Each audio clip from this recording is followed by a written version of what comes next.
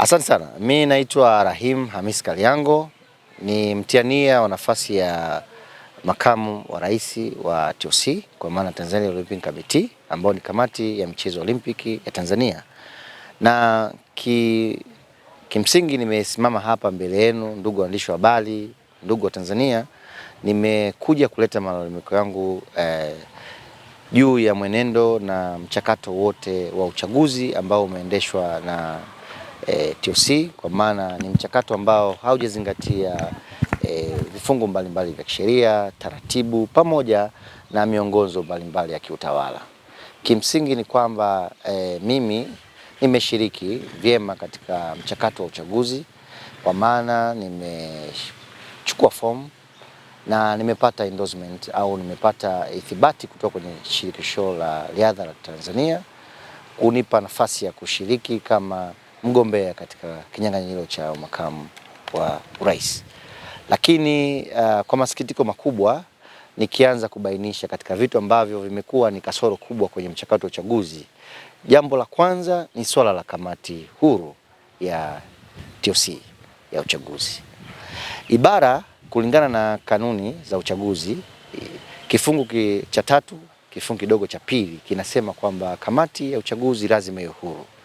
Lakini kwa jinsi ambavyo tumeangalia mchakato wote, kamati ya uchaguzi imekuwa na sintofahamu nyingi, kwa sababu baadhi ya wajumbe ambao ni wajumbe wa kamati ya uchaguzi wa TOC wengi wanakuwa wana mgogoro wa kimaslahi, kwa maana wao ni watendaji lakini pia ni watumishi ambao wapo ndani ya TOC. Kwa mfano, mwenyekiti wa kamati ya uchaguzi yeye ni amejitaja katika vikao mbalimbali ikiwemo kikao cha uchaguzi kikao cha mwaka 2024 akibainisha kwamba yeye ni mwanasheria wa TOC.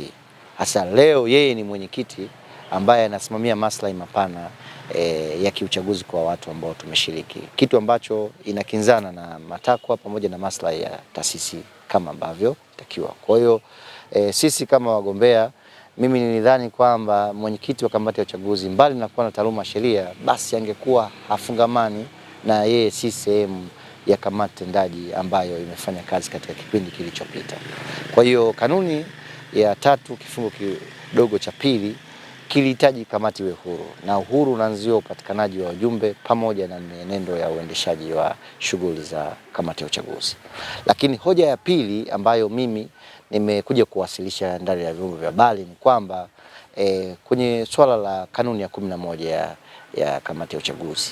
Kamati ya 11 ya kamati ya uchaguzi imeelekeza kwamba kamati ya uchaguzi ina nafasi ya kumuita mgombea yoyote au mtiania yoyote kama kuna mapungufu yoyote, aidha ni kwenye fomu au kwenye michakato yoyote ya kitaarifa, imepewa nafasi ya kumuita na kumhoji ili waweze kupata taarifa ambazo zimekamilika. Lakini kwa bahati mbaya sana, kulingana na ratiba ya uchaguzi ilivyowasilishwa kwetu na kutangazwa kwenye vyombo vya habari, hakukuwa kuna kipengele chochote kilichoonyeshwa kwamba kutakuwa kuna usahili wa wagombea au watiania.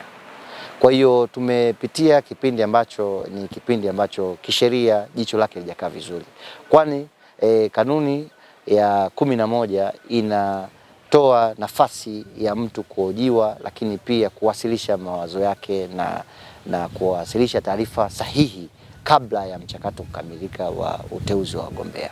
Kwa hiyo mimi kimsingi niseme tu kwamba mbali na juhudi ambazo Mheshimiwa Rais wa Jamhuri ya Muungano wa Tanzania Dr. Samia Suluhu Hassan anazozifanya katika kukuza sekta ya michezo, amekuwa akiwapa morali vijana, kwa maana wachezaji, kufanya vizuri katika mashindano ya kimataifa na mashindano ya kitaifa, na kiukweli Tanzania imekuwa ikisikika sasa na ni tishio kwa mataifa mengine katika sekta ya michezo, kuanzia mchezo wa football na michezo mingine.